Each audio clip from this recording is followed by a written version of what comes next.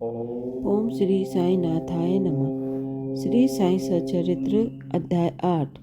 मानव जन्म का महत्व, श्री साई बाबा की भिक्षावृत्ति, बाईजाबाई की सेवा, श्री साई बाबा का शयन कक्ष और खुशाल चंद्र का प्रेम।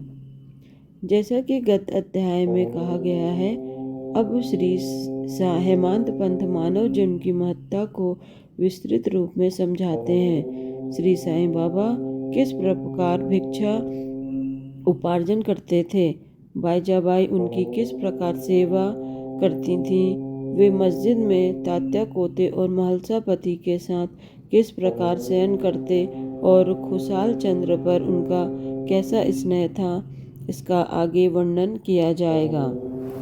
मानव जन्म का महत्व। इस विचित्र संसार में ईश्वर ने लाखों प्राणियों को उत्पन्न किया। हिंदू शास्त्र के अनुसार 64 लाख योनि, इसमें देव, दानव, गंधर्व, जीव जंतु और मनुष्य आदि सम्मिलित हैं, जो स्वर्ग, नरक, पृथ्वी, समुद्र तथा आकाश में निवास करते हैं और भिन्न भिन्न धर्मों का पालन करते हैं। इन प्राणियों में जिनका पुण्य प्रबल है, वे स्वर्ग में निवास करते और अपने सत्कर्मों का फल भोगते हैं। पुण्य के क्षीण होते ही वे फिर निम्न स्तर में आ जाते हैं और वे प्राणी जिन्होंने पाप या दुष्कर्म किए हैं, नरक को जाते हैं और अपने कुकर्मों का फल भोगते हैं। जब उनके पाप और पुण्यों का समन्वय हो जाता है, तब उन्हें मानव जन्म और मोक्ष प्राप्त करने का अवसर प्राप्त होता है। जब पाप और पुण्य दोनों नष्ट हो जाते हैं, तब वे मुक्त हो जाते हैं। अपने कर्म तथा प्रारब्ध के अनुसार ही आत्माएं जन्म लेती या काया प्रवेश करती हैं। मनुष्य शरीर अनमोल। यह सत्य है कि समस्त प्राणियों में 4 बातें एक समान हैं: आहार, निद्रा, भय और मैथुन। मानव प्राणी को ज्ञान एक विशेष देन है, जिसकी सहायता से ही वह ईश्वर दर्शन कर सकता है, जो अन्य किसी योनि में संभव नहीं।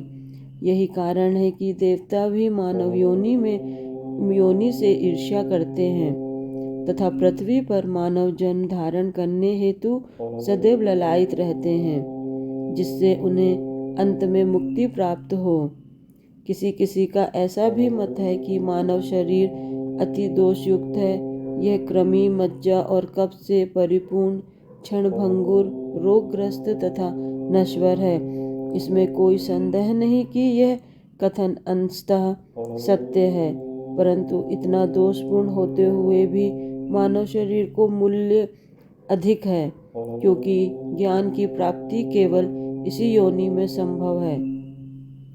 मानव शरीर प्राप्त होने पर ही तो ज्ञान होता है कि यह शरीर नश्वर और विश्व परिवर्तनशील है, और इस प्रकार धारण कर इंद्रिय जन्य विषयों को तिलांजलि देकर तथा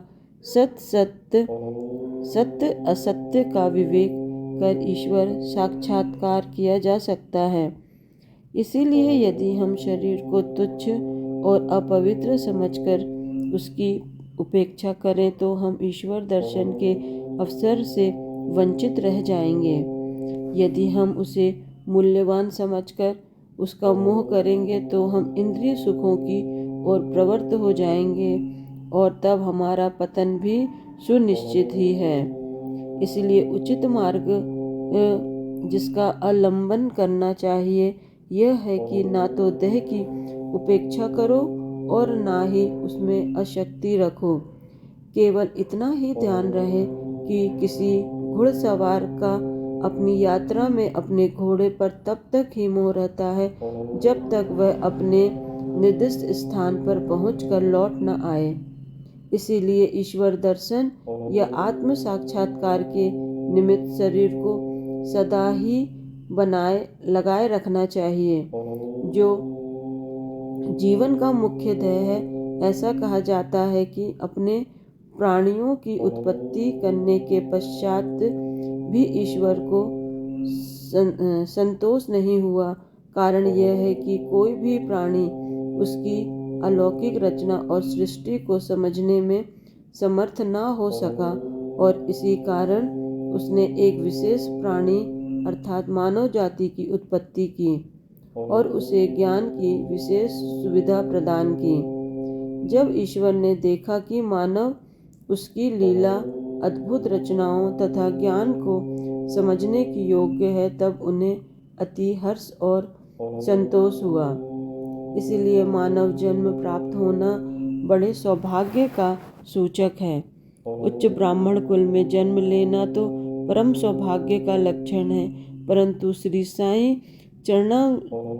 चरणों के में प्रति और उनकी शरणागति प्राप्त होना उन सभी में अति श्रेष्ठ है।